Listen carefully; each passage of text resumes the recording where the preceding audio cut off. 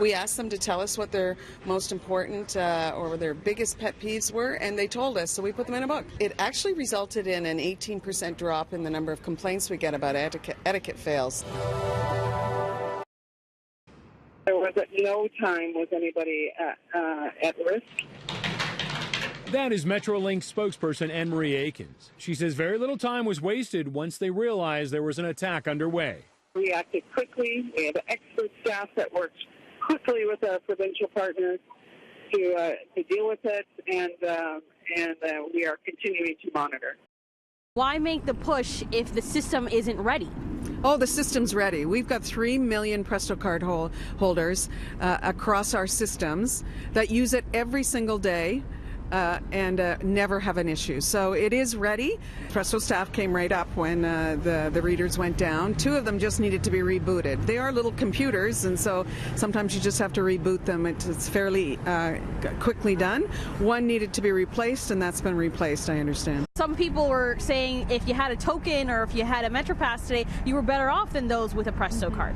Maybe in this particular circumstance, but overall, it's not an efficient way to run a fare system by having all kinds and multiple ways to pay. Are you still encouraging people to go full steam with Presto? Absolutely. The reliability rate across the Presto system has improved immensely.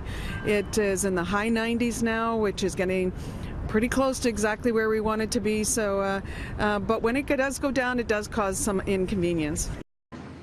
How long could it be before folks in that area see something like that?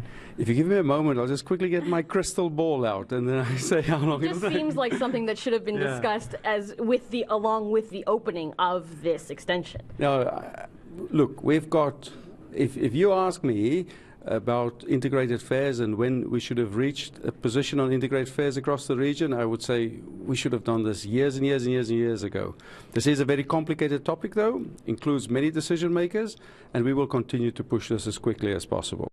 This is very, very good for taxpayers. That is Phil Verster, the new president and CEO of Metrolinx, who comes with a reputation for being tough, which may be why, just weeks after he took over, the long legal battle with Bombardier has come to an end, saving taxpayers millions.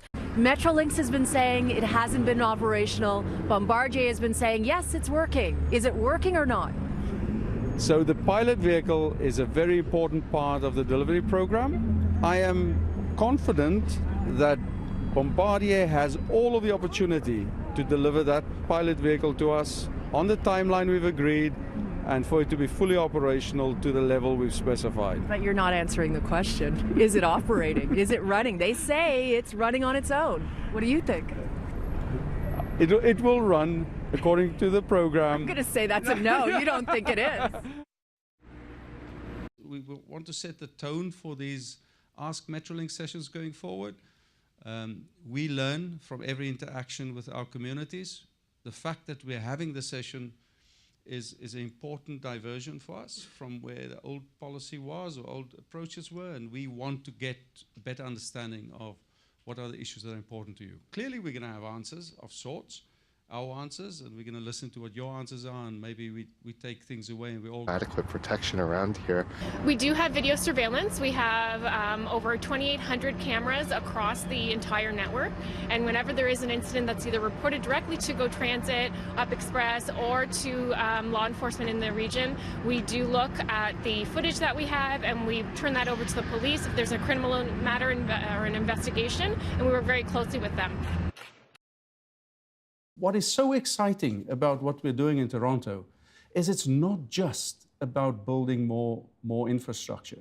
It is actually about an incredible focus that we can bring to connecting communities through doing other things right, such as integrated fares, for example, which is a huge opportunity to change patterns of travel, patterns of usage, and to get what I call sort of a network effect going.